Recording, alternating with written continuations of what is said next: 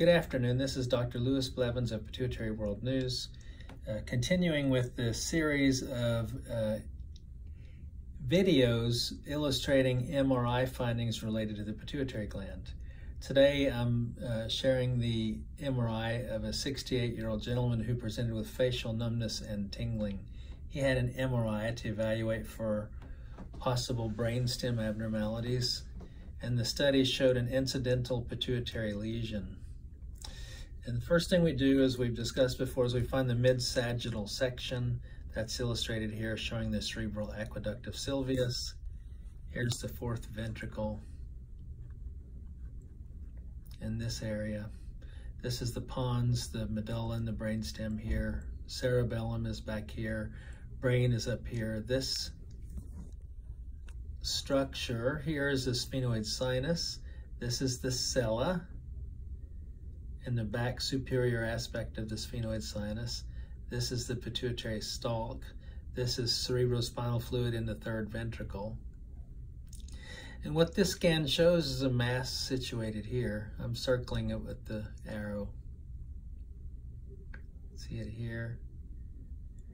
It's pushing the pituitary infundibulum forward, and it's really situated on the top and the posterior aspect of the pituitary gland. This is not what accounted for the patient's symptoms and signs.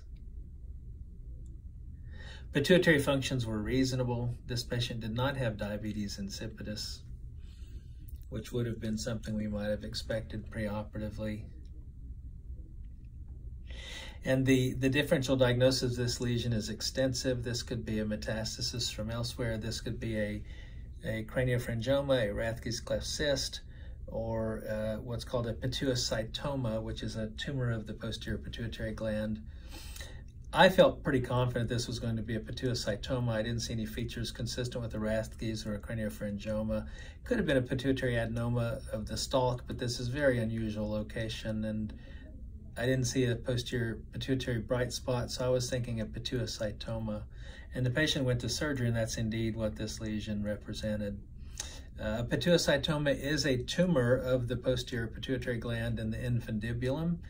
These tumors arise from the pituocytes, which are located in the regions mentioned above or before. And those pituocytes are actually cells that are supporting cells within the infundibulum in the posterior pituitary gland. They're sort of glial cells is the best way to describe. They're a bit differentiated from usual glial cells that we see in the central nervous system, but they do the same thing. And these lesions are considered to be low-grade glial neoplasms of the posterior pituitary or the pituitary stalk.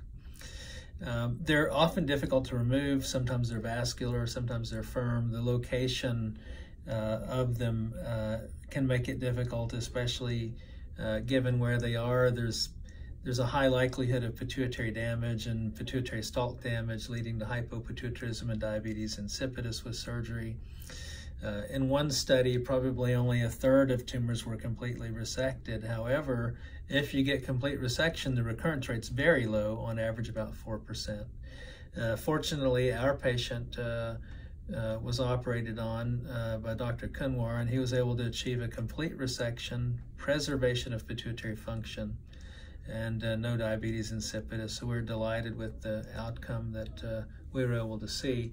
These are rare tumors. I see maybe 3 every 2 years or so, so they're very uncommon, and I wanted to show this to you as an example of an unusual lesion in a patient, a lesion that certainly required surgery because of the trouble that these things can cause.